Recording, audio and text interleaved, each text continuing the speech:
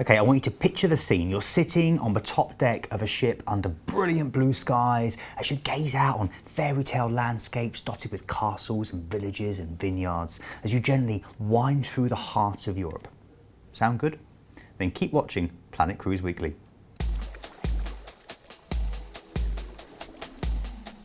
Hello and welcome to episode 38 of Planet Cruise Weekly. 38 episodes, Glenn. Can't believe they've kept us for this long. I know, what's going on? Dunno. But actually, today's episode is all about the fact that we've had so much great feedback about river cruising, because it was episode 34, wasn't it, Glenn, when we talked about Christmas cruising? People have sort of said to us, we're not really sure, because it is still a new sort of product, so they want a bit more information. That's what we're going to do today. And lots of different things we can talk about river cruising. There are so many different areas you can river cruise, but today we're going to focus just on Europe and river cruising in general. Which is obviously, probably the most popular area. And it's become increasingly popular throughout the UK and Europe. And in fact, it is the fastest growing sector, not only in the cruise industry, but in fact the whole travel industry. And it's up a phenomenal 700% since 2001. Budapest, Vienna, Paris, Amsterdam, Berlin, Prague, Moscow. You know what? You can see them all on a river cruise. There are castles and cathedrals on the Rhine. There's trips to see Mozart's birthplace in Salzburg when you do the Danube. And of course, the ancient Roman cities that you can see on the Rhone. Now, they almost always start from amazing cities, and most trips include an overnight on board or a hotel stay pre or post cruise. So now let's look at some of the reasons to try and experience a river cruise. The main thing, I think, is the fact that the ships are smaller and they're more personal. There's an average passenger capacity of between 150 to 200, and this means that they can sail to places where the big ocean liners simply can't. Exactly, and sometimes it's not even as many as 150, some are even smaller than that. Unlike many ocean cruises, your riverboat will be docked in the heart of the city, allowing you to literally step off into the destination. Yeah, that's a really no shuttle buses and stuff like that. Yeah, and also the ports themselves are often so photogenic that literally it's a pleasure to simply sit on board and look out, as opposed to ocean cruising where sometimes the ports can be maybe a little bit more industrial. And this means that river cruising is more accessible, particularly for people that may have walking difficulties or difficulties getting around. That's true. River cruise lines include so much more in the cost of their holidays, including flights, transfers, excursions, drinks, those famous gratuities, and Wi-Fi on most ships. In some of the ultra luxury liners such as Crystal River Cruises, Uniworld, Scenic and APT's Royal Collection, everything is so inclusive you can literally leave your wallet at home. And also there's lots of overnights on board in multiple ports rather than nights at sea, and this means you get more time to explore ashore in both the day and the night. And that's important because both of us would tell you, having been to a lot of these places at day and at night, they do transform. They do. And sometimes a place can be totally different in the evening than it is during the day, and in a positive way as well. So it really gives you a full sense of the places you're going. Of course, and because of the frequency of ports and the ability to take onboard suppliers, the food and wine is sourced locally and often reflects the regions through which obviously you're sailing. So again, you might be in France and having French wines, then you go into Italy. It's just great, it makes such a big difference. Now, due to the short distances between ports, full days of river cruising are rare, but when you do have those longer sailing sessions, there tend to be commentaries over the public address system. And this is really special. So when you are sailing through places like the Wachau Valley in Austria or the Iron Gate Gorge between Serbia and Romania, you get that wonderful historical perspective, which can really make the difference. Now let's look at the accommodation on board river cruise ships. Now this is an area where there are some really big misconceptions. They're all on average about 170 to 175 square foot in size. Which is not too bad at all. There isn't as much choice of cabin types, of course, as there are on ocean ships, but the general standard of river ships is very, very high, with the majority boasting 5 to 6 star accommodations, and you will see the standard accommodations are superb. Now, cabins typically come in 4 different varieties. You've got river view with half a window, river view with full window, French balcony and suites. And unlike conventional cruise ships, river cruise vessels do not have inside staterooms, which is a huge plus. Now, Amber Waterways, which are a very popular form of river cruise company, and APT, another one, have launched a new twin balcony design in suites, where half the balcony is outside and the other half is inside, so it can be used in all weathers.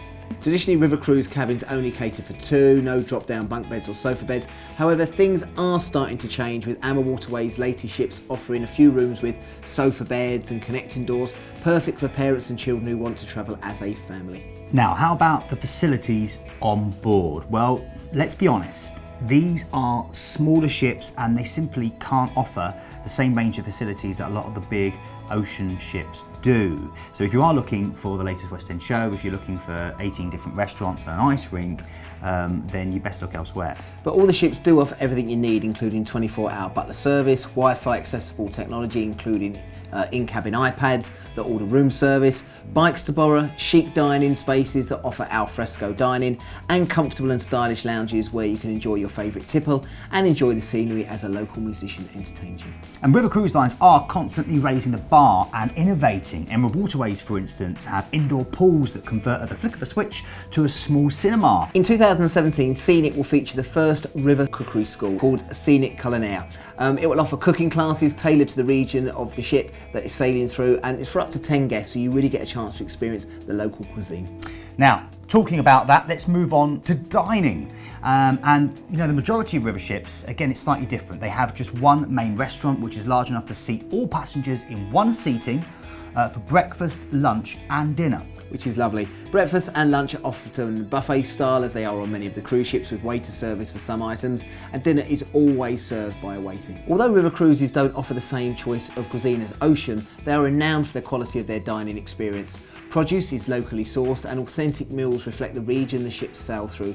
The same applies for the wines. They are carefully selected from the area the ship is visiting.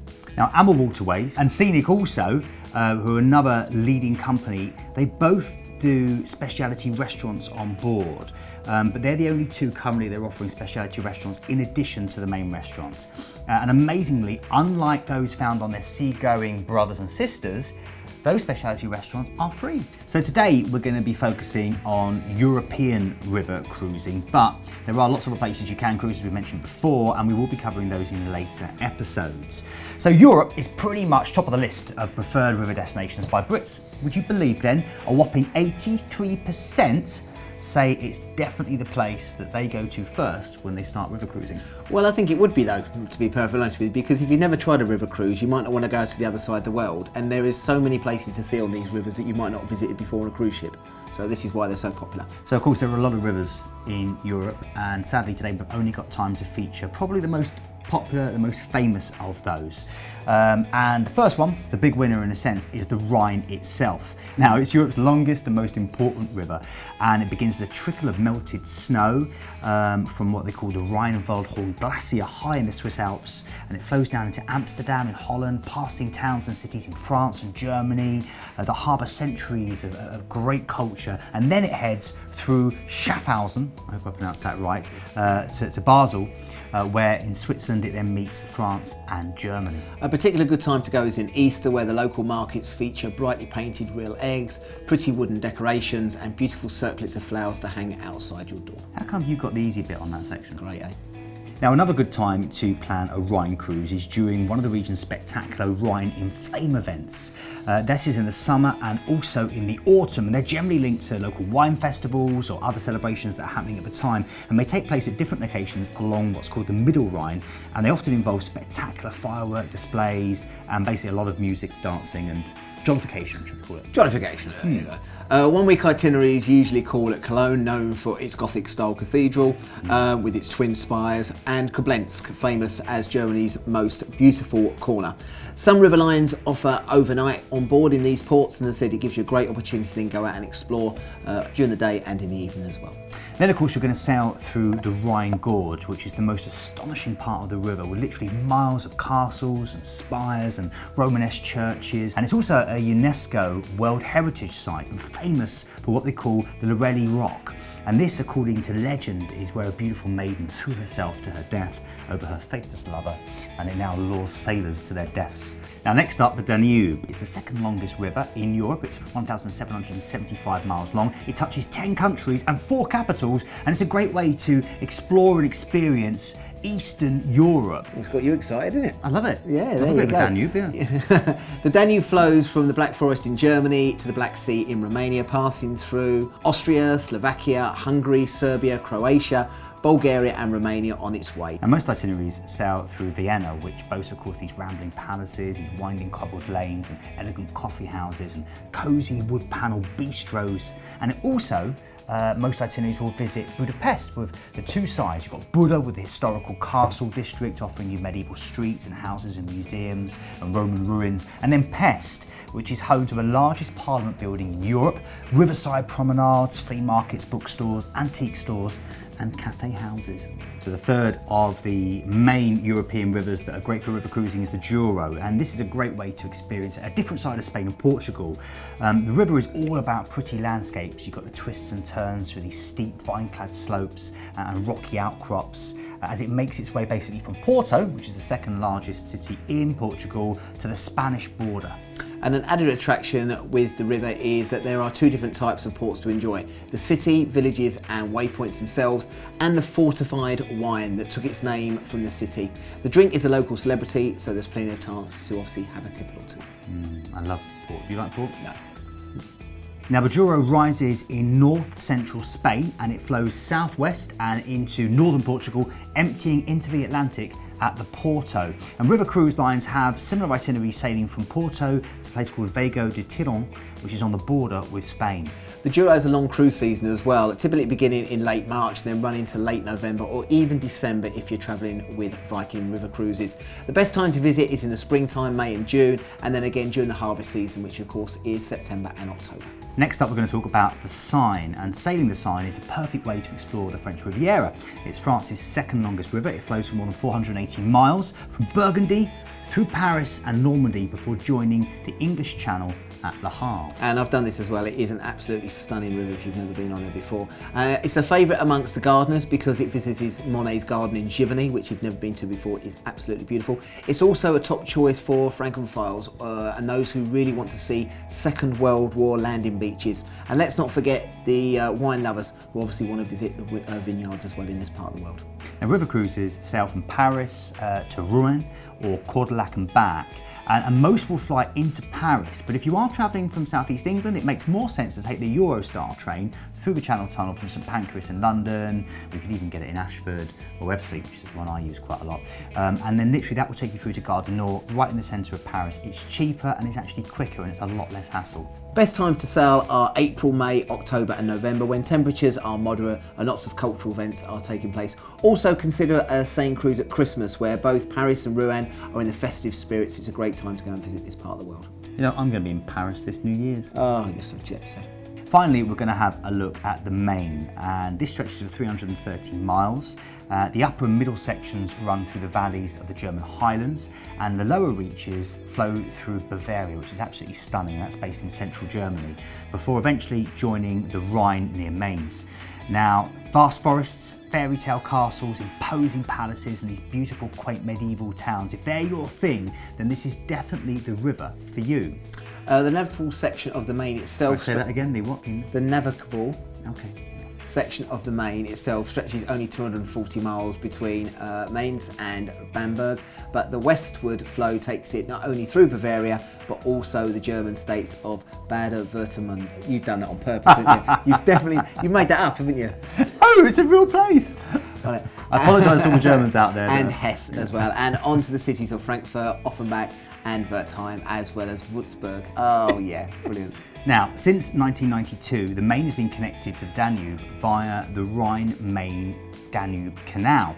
Modern river cruise itineraries tend to combine the Main with trips along the Rhine at one end, and at the other, this amazing 16-lock canal that stretches from Bamberg via Nuremberg to Regensburg. And this enables river cruisers basically to travel from the North Sea through to the Black Sea, which is pretty incredible. The best time of year to cruise the Main tends to be the main months or in the summer of July and August when temperatures can actually reach into the 90s. And if you can plan for the third week in August when Bamberg's annual beer fest takes place, it's actually a rollicking 5 days knees up, which transforms the old town into the hottest party venue along the Main, complete with the street fair, live bands, fireworks and even a joust on the river between local fishermen.